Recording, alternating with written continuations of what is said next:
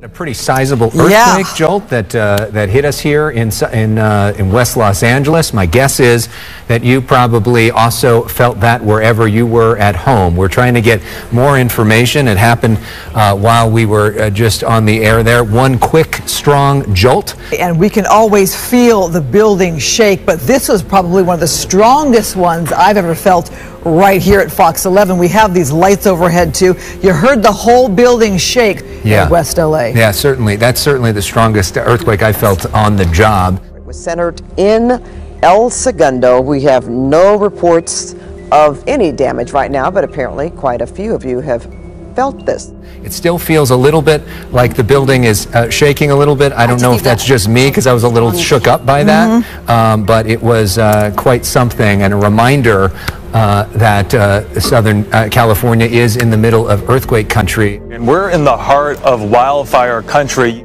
It may be the first day of summer in the Northern Hemisphere, but for some 50 million people in the U.S., summer has arrived early and hotter than ever before. In just the last week, high temperature records have been shattered all across the western half of the United States. This is like an anxiety-inducing double whammy. You have the heat wave, which is already a major concern with fire season, but then you have the drought. Two weather emergencies now threatening much of the South and the West.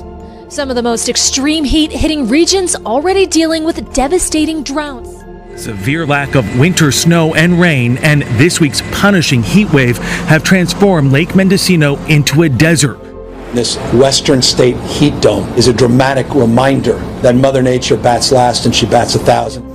The water level in California's Lake Oroville is so low that the hydroelectric plant it powers will likely shut down for the first time ever.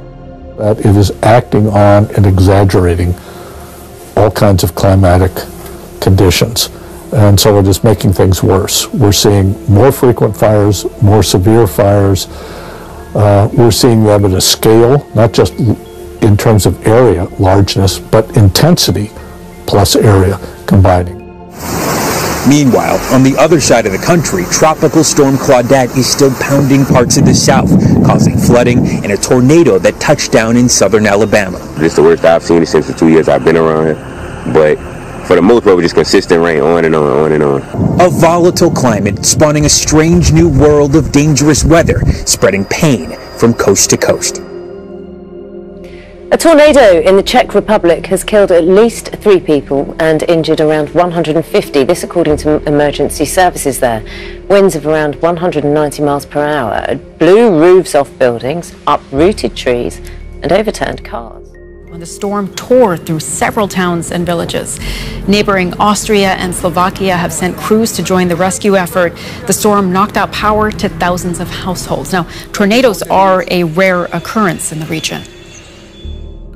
This tornado is being described as the worst ever in modern Czech history. But also, I should say, it wasn't just the tornado, there were also huge hailstones, some of them the size of tennis balls, and they also did a lot of damage. Yeah, we've just been looking at some images of that destruction, Ian. We mentioned that tornadoes are a rare sight in these parts. Tell us more about that. Well, they're extremely rare. The tornado we saw here yesterday in the Czech Republic was the kind of thing, the kind of twister people might more expect to see somewhere like Arizona in the United States. But tornadoes of this kind aren't only unusual in this region in Central Europe, they're unusual in the whole of Europe.